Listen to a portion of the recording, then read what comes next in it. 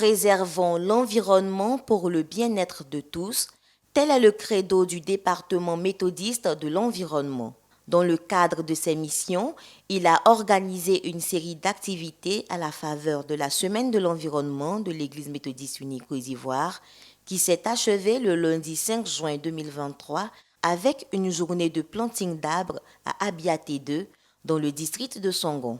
Participer à la reconstruction du couvert forestier de la Côte d'Ivoire qui tend à disparaître, c'est l'objectif de cette initiative qui a vu l'adhésion des autorités compétentes de cette circonscription. Nous sommes fiers de l'initiative de l'Église méthodiste unie Côte d'Ivoire qui a bien voulu profiter de la Semaine nationale de l'environnement pour assainir les espaces que constitue la commune de Songon. Nous avons un espace de près de plus d'un demi-hectare à reboiser et de façon symbolique, nous avons mis en terre 10 plants pour apporter notre part de responsabilité dans le reboisement. Et sachez que le ministère des Eaux et Forêts, à travers le poste des Eaux et Forêts, s'engage dans la stratégie de reconstitution des forêts. Avec de grandes potentialités en ressources naturelles, le premier responsable du district de Songon compte faire de son district un cadre de vie sain et paisible. C'est une joie pour nous d'accueillir cette semaine parce qu'elle nous permet de sensibiliser nos populations à être des éco-citoyens. Parce que pour nous, c'est que chaque habitant, chaque fidèle intègre la notion d'environnement dans sa vie. Cette activité intervient dans le cadre de la célébration de la Journée internationale de l'environnement, où tous les acteurs sont invités à réfléchir aux actions allant dans la préservation du cadre de vie. L'environnement, c'est le milieu où on vit, c'est le milieu où il y a aussi l'air.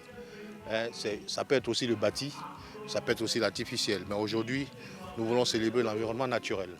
Parce que sans environnement, on ne peut pas exister.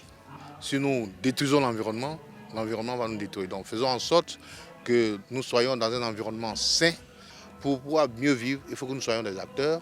Et aussi, vous voyez que l'Église, qui est en tout cas notre maison commune, l'Église s'inscrit dans la protection de l'environnement, comme l'a préconisé Dieu. Avec le planting d'arbres de différentes espèces et surtout de l'arbre du bonheur, le département méthodiste de l'environnement veut inviter à une prise de conscience collective sur la nécessité du reboisement. Plantez des arbres dans vos cours, plantez des arbres même dans vos forêts, parce qu'aujourd'hui, c'est la reforestation qu'il faut absolument promouvoir. Chaque jour, les arbres sont plantés. Donc, c'est ce message que l'EMUCI voudrait vous apporter. Qu'il y a un arbre qui apporte le bonheur. Cet arbre, on l'appelle l'arbre porte-bonheur. Je dirais même que c'est l'arbre qui fait du bien. Représentant le bishop Benjamin Boni, président de la conférence annuelle de l'Église méthodiste unie Côte d'Ivoire, le très révérend Philippe Adjobi a encouragé le département de l'environnement pour les actions menées en 5 ans d'existence.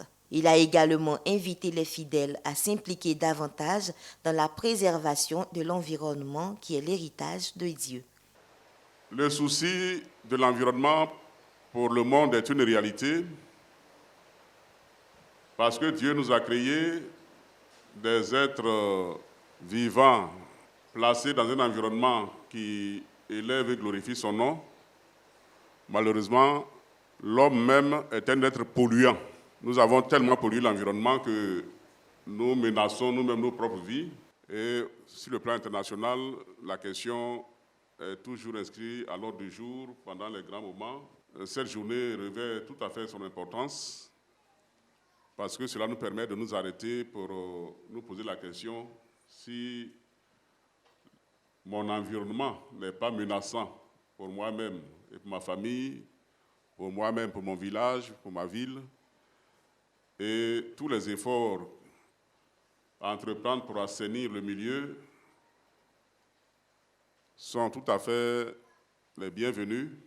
À cette journée de l'environnement édition 2023, le ministre-gouverneur Robert Begré-Mombé, fils d'Abiaté II, ainsi que le chef de ce village qui se sont fait représenter, ont été faits ambassadeurs de l'environnement, s'engageant ainsi à faire de la protection de l'environnement une priorité.